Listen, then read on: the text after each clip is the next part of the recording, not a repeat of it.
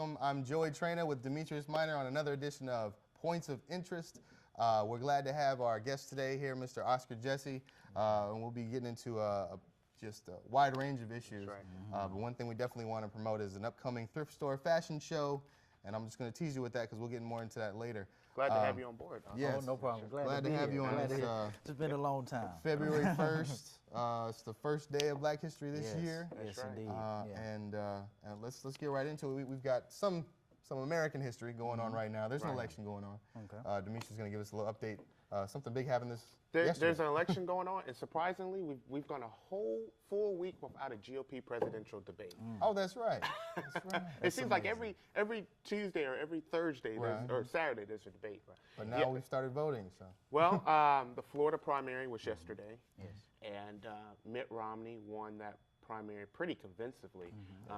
If you break it down, he won among men. He won among women. The Tea Party vote, which is very interesting because, there's this notion, there's this thought that Mitt Romney is having some trouble among Tea Partiers. Well, he won that 40 to 38. He won big among married people. He won big among Hispanics. Overall, big win for Mitt Romney. There are some people in the Romney camp that says, okay, we'll just wrap it up and it's over with. I don't think so quite yet. You still got a while to go. Right. And they're saying it came down to money. There's a lot of, Romney had, so much more money. One thing that you learn to roll over Gingrich. Right. He outspent Gingrich, I believe, like 12 to 1, I think, in Florida. And money talks. Right. Yes. And he was there early. And he had a big organization. And he stayed in Florida. Something also, Gingrich actually was leading the Florida polls fresh off his South Carolina victory. Right. What got Gingrich into some hot water was when he accused Mitt Romney of being anti-immigrant.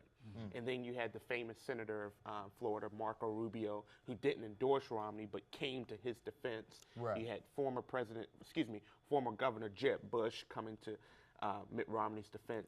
That really helped. Yeah, I think that's what did it too. I think that's what actually propelled him to actually lead into that winning election on yesterday. But I don't think Gingrich is out of it quite yet. No, by a long shot. No, not by a long shot. But Gingrich does not have the money that Romney has.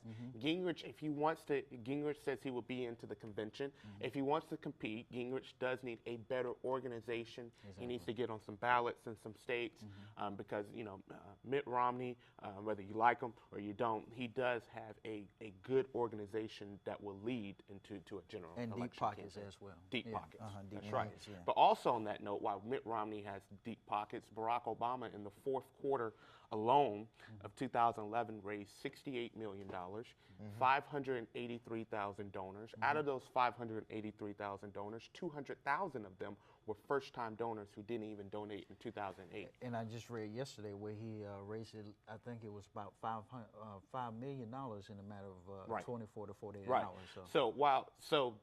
So Mitt Romney's numbers that he's raising right now pales in comparison to what President Obama is raising. And money talks. So I wonder what that says about the upcoming election. It's all about ads. And negativity sells. Whether we like it or not, the more negative. It gets a reaction. It does get a reaction. You're Every exactly time. right. So the next contest will be the Nevada caucus. One more note, and I guess we'll move on. Ron Paul. Now, Florida was a closed primary. Okay. Ron Paul polled at 7%, which is very interesting because Ron Paul's been getting in the double digits in open primaries and caucuses. But in the closed primary, open to Republican voters only, he only polled at 7%.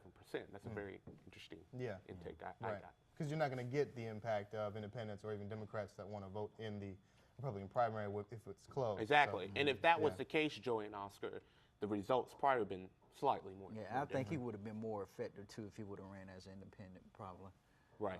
Ron Paul there, with him being in the race with the deep pocket guy. Right. As well as Gingrich. He may have had a bigger challenge, pulling in ballots, first of all, running as an independent. But as far as it kept, Ron Paul does have good money too. I mean, he has a pretty good campaign too. Because Ron Paul's not going to drop out anytime soon. So right. when and he does his money it seems bombs, like he's trying to go for delegates, as many as he can, so that he can, if he does change over and decide to run for an independent, he already has delegates, which right now, that's sort of the number that everyone needs to be looking at, but we're not. We're looking at money, or we're looking at, voter polls, but the election comes down to delegates. And they need 1,187 of them. Right. So quite a while to go. And I don't think Ron Paul has a chance of getting those delegates, but that's his strategy at this point. That's what he wants to do. So that's his game. All right. to So lose. we'll see what happens. You got Nevada, you got Missouri. The Missouri primary, Newt Gingrich is not on the ballot, and that primary is next Tuesday, I believe. Rick Santorum is leading Mitt Romney in that state. So this race is exciting, and it's a long. You're going to have at least until Super Tuesday before this. It's decided. Yeah, every week. Exactly. Another roller coaster. So, all right. Well, we wanted to definitely touch base, give remembrance to Officer Rogers. That was That's right. Yes. That was Aiken County cop. Lost her life in line of duty, and it seems like we were just talking about J.D. Paul. That's right. And it seems like we were just talking about the loss of life from young people, or from violence. Just this law enforcement officials. And it's kind of disturbing, because it's one thing that you have to take a look at, especially dealing with every individual who made those offenses against these particular officers, was their mental capacity. No one's really talking about that, and especially within the black community, we kind of, it's kind of like a stigma, when it comes to, getting help for mental type issues, or going to get help, So I think, out of all of this, if nothing else, we definitely, even if he played, the game as far as, acting like he was, mentally unstable, regardless of that fact, it's still a point to where, I think a red flag should be raised to individuals who whether they feel like themselves they need it or not, definitely seek help for those mental. Right. Well, and there's already something wrong with you if you think it's appropriate or acceptable to to use violence to get your way, or try to or use illegal methods to make your living. I mean, there are. It's hard out there for a lot of people, but you have to make that decision at some point as to whether you're going to go a legal route or illegal route, and we need more education out there so that people can understand there is help out there for you. Yes. We need more education out there to be able to forward people, refer people when it happens, so that we don't have to keep reporting on the loss of life of our public, defenders, protectors. Those that we depend on to protect us when things go wrong. And on that same note, Joey and Oscar, I do want to. I have heartfelt thanks, and I do applaud the men and women who are our law enforcement officials, who stand the line of fire, so to speak. Who risk their lives to protect us. Many times, I kind of feel that citizens don't understand the burdens that law enforcement officials carry, and their families. Exactly and right. Families, And I think a lot of times there's a negative stereotype on those individuals, but for the most part, they need to be applauded. They need to be recognized. They need to be respected. They need to be well funded. Yes. We need to stop cutting our budgets on law enforcement, on the sheriff's office, on all these things. And firemen. And we have a lot of terrific public servants that are part of the firemen's crew, or part of the police force. I was happy to find out, you see them in their uniform, and you get a certain feeling.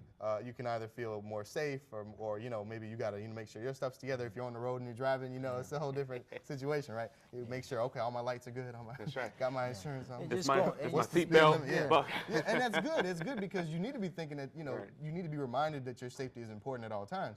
But then I'm surprised whenever I learn an officer out of uniform is an officer, because they may be doing just the everyday thing that we do, or they may be going a step above and volunteering at a festival, or volunteering at the Boys and Girls Club, or volunteering at school. It's funny you mention that, because just yesterday when I was driving from work, I looked up in my rearview mirror, and I saw the blue lights. It wasn't behind me, but I can see it from a distance.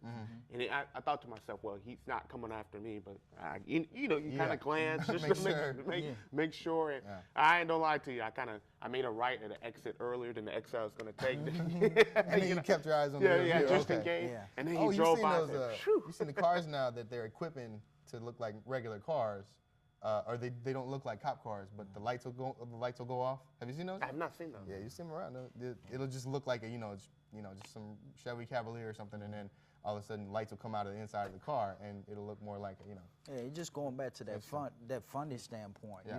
If we're and I'm saying it takes a entire community. If we're not actively seeking and trying to go to these necessary committee meetings that they having, and just address our issues that we have within, not just within our local community, but around our entire city as well. Funding is not going to be there for us. They're going to go in other directions. So especially when it comes down to different programs or outlets. Outside of the teen clubs we have here. I think nothing against the teen clubs, but it's been a lot of trouble situations that we've been having with those. So hostile environment. Yeah, definitely. I think there definitely needs to be some type of other outlet. When I was coming up, we had what you call the NYSP program. It's called National Youth Sports Program, and they used to have it every year during the summertime at Payne College.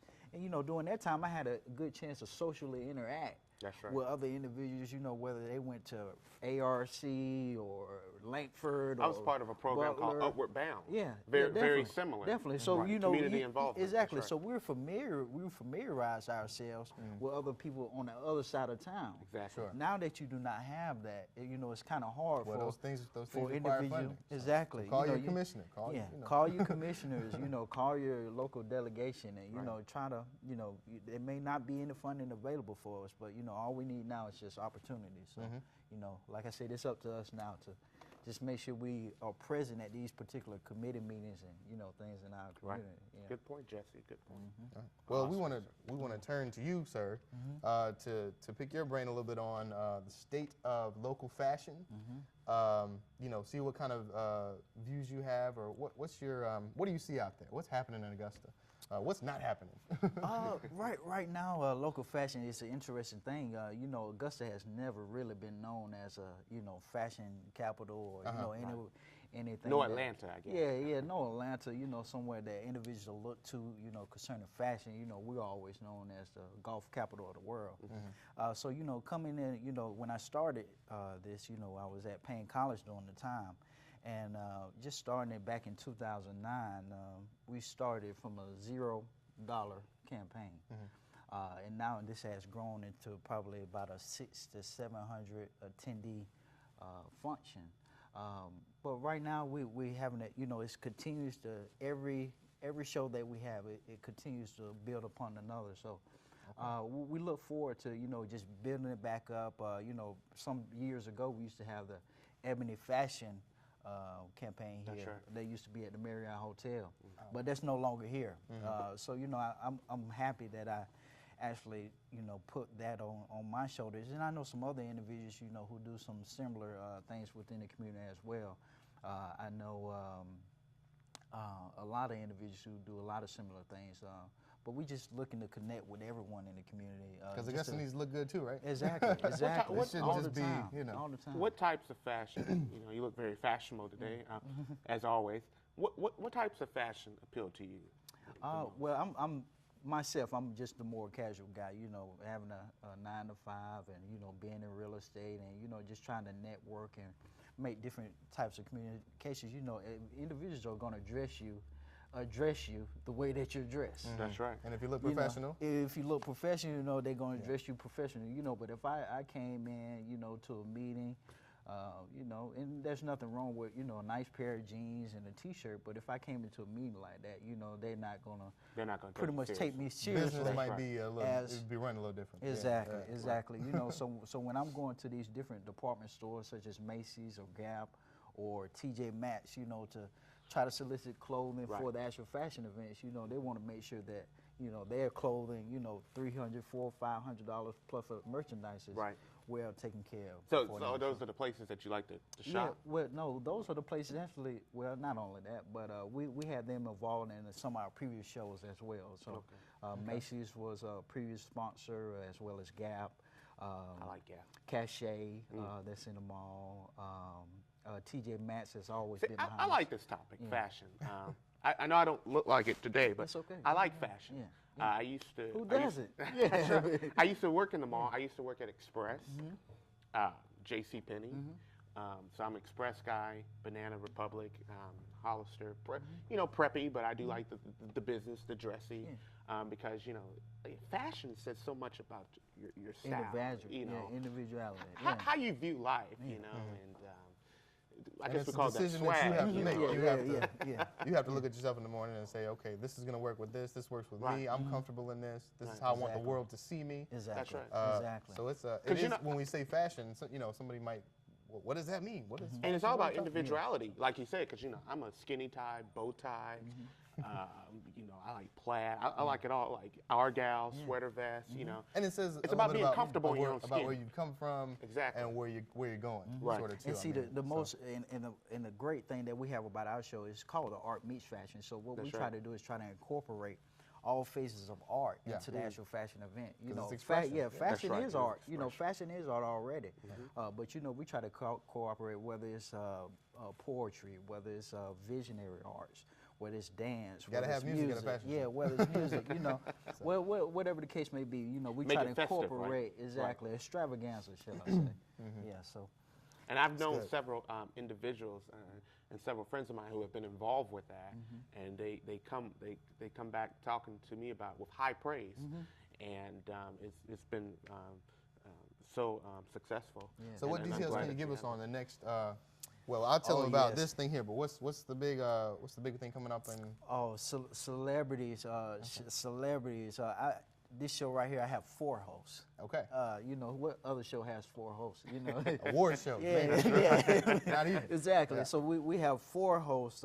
We have everything all the way from orchestra all the way down to different designers coming in all the way from other parts of the state and outside the state. Well, we look forward to boutiques and all that good stuff. So we're looking forward to that. And we look forward to you know, when we get closer to it, being able to share that with our audience, try to get as many points of interest viewers out there. Definitely. See what it's all about. Even if you don't think of yourself as a fashionista, which I don't know. I don't know that I see myself that way. I kind of have to defer to the girlfriend or defer to what am I doing? A lot of men actually have to do that. You'd be amazed how many, like, especially like wives or girlfriends, you know, they come out with this outfit. They're like, oh, honey, they ain't gonna cut it, you know? Exactly. Those shoes, really? Yeah. So it'd be good there to come to get some pointers for the springtime, because it'll be a spring fashion event. So it'd be good for them to come. I do have a question for you. I got my fashion from my mom. My mom always says, look rich but buy cheap. She has that motto. Talk about the importance of how you can look fashionable, especially in today's economy, but yet buy it at reasonable prices to the point to where you're not spending too much money. I'm gonna give you a prime example, not only you but the audience as well. This suit right here that I have on today, I spent $15 for it. Get out of town. $15. What? $15, and that was from the Goodwill. That's right. Yeah. I've shopped there plenty of times. So that is some recession-proof fashion. I'm telling you, these days you have to be smart when when you're shopping and trying to get your outfits and match with your ties. Of course, you may spend a little bit more money on your ties and shirt. And you know what? But when it comes down to your suits, you pop those things right in the cleaners and continue with your business. So you can go out. There's jeans now for 50, 60, 70, 80, all the way up there. Yeah. I could get a pair of jeans and a T-shirt and spend $100. Throw some paint on them, or just cut a hole in it. But if I go out there, not to say that I don't like expensive things. Now we definitely every now and again you have to splurge on yourself. You look at more expensive than, like you say, it says $15. We can go out. I can stand there with my $100 outfit on. Yours $15, but you're already looking more professional than I am. Yeah. And I mean that's a great that's a good good way to look. So, and speaking of what did well, balling on a budget. Okay. Balling on a You got budget. the, I never heard that before, but I like that. that's that old Nappy Root song. Anyway, so the thrift store fashion show is coming up, and you're going to be helping me out with this. Yes, this is I going to be will. done at my church, the Unitarian Universalist Church of Augusta, and it's our first annual thrift store fashion show. There have been others around town, but this is the first time we're trying it, and we want to see what kind of different shapes, sizes, styles, different kind of people all over Augusta can come out and look real good and do it all from either thrift store, secondhand, consignment, that kind of thing. So. This is going to be on the 11th, February 11th at 4 p.m. Again, Oscar Jesse is going to be co-hosting here and also, consulting with us here. So we want to show off our local thrift stores, some local models, and local I just want to comment on, how times have changed and evolved since I was in high school. I remember when I was in high school, and I'll be candid with you. Which was about a year ago. A little longer than that, unfortunately. And it was all about materialism and price. Oh yeah. People walking around with tags on their hats. Yeah. Right, and they'll come out. They still do that. They'll wear they buy the latest pairs of Jordans, which are not cheap. And I just remember the conversation be like, well, how much you pay for that jersey? How much you pay for this? Right. And you wasn't cool if you did not pay a certain amount. $150. Right. Like the jerseys, which are not cheap, especially like the throwback jerseys. You know what I mean? Or the shoes. And it was all about money and materialism. But I do like how you pointed out that you can be fashionable. You can have good taste. Yes. And still have a good budget. Exactly. Right. Exactly. And you can present yourself well instead of just presenting brands. Exactly. I think those are distractions. When it is a when distraction. You're distracted by Nike or Reebok or distracted by Hollister or whatever, then you're not. That doesn't tell me about you. becomes your It just idol. tells me about where you go on Saturday and waste your money. And I think one of my favorite comedians put it well. I have to stay in my own financial lane. I have friends and family members that make way more money than I do. So even We can't though, keep up with the I Joneses. can't keep up with That's them. right. Yeah, so I have to stay in my own financial lane and have to do what works well for yourself. Absolutely. I agree. Absolutely. All right. So we're looking forward to promoting this again. This is going to be the February 11th. So you can come see Oscar Jesse, and I'm sure what'll be even better looking than he came in here today with the tie and all this. And then to follow up, we'll keep you updated on the things that are coming through. What month was that? April 22nd. April 22nd. April 22nd. Be here is the before next you big know it. one. Yeah. So, all right. And so let's get into some local politics now. We got the T Center vote and the parking deck is going to be voted on. There's some things to talk about because for a while now, we were under the assumption that the parking deck, this big thing on the third, have you guys seen it down there? It's on Reynolds Street. Yeah. Pretty fancy looking. I mean, it looks like somebody dropped in this alien building because everything else around it is it's what we know and love is downtown Augusta. But we've got this new thing there, and apparently we have little to no rights to this land. It's being managed by the Marriott, and pretty soon they're just going to be able to lay claim to this building that we help pay for, and we will be paying for because of the cost of it. But it was put into this package of the T Center, and so the tourism and entertainment, expo or what the whatever the T Center stands for basically was the project was in order to improve infrastructure so that we can attract more visitors. But really, it looks like we might just be attracting people to the Marriott. And you can't even go park there right now without getting charged. It says public parking lot, but it's $20 an hour. I don't know who's going to do that. I wouldn't. As with some of the other things that's been going on in the community, not just this year, last year, but in the past. I believe that was definitely an administrative blunder. And if us as young individuals, we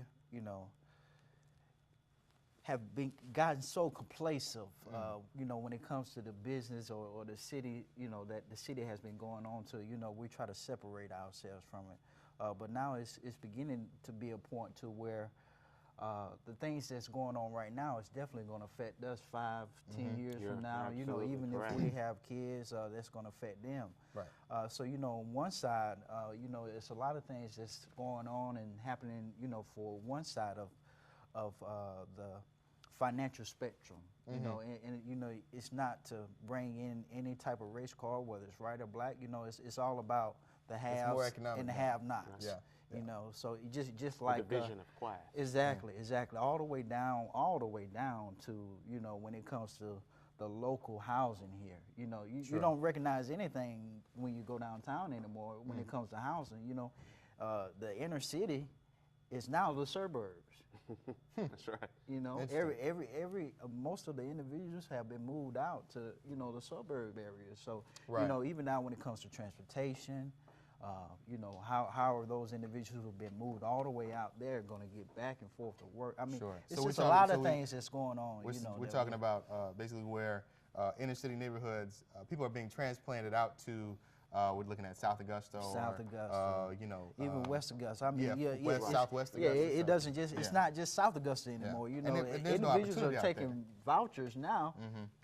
They can be off Washington Road. You know, so you know, you don't have to be just in South Augusta. You know, but that's a good point because a lot of decisions are impacting the spectrum in a totally different way. We're talking about on one end, building a baseball stadium and building this parking deck next to the Marriott. And on the other hand, we're making cuts to education, and we're making cuts to our officers, as we started off the program with. Yes, fire department. Yeah, and instead we're giving these people vouchers to go live somewhere else where there are no opportunities, and where now public transportation won't get to you because we're trying to privatize that. Yes, it will have privatized that. You know, just a quick story. You know, I ended up putting my car in the shop last week. So, you know, just out of the, you know, just to see how the public transportation work, I decided to get on the public transportation system. Okay. I've used the public transportation for years ago. And not good. No, at all. So I actually rode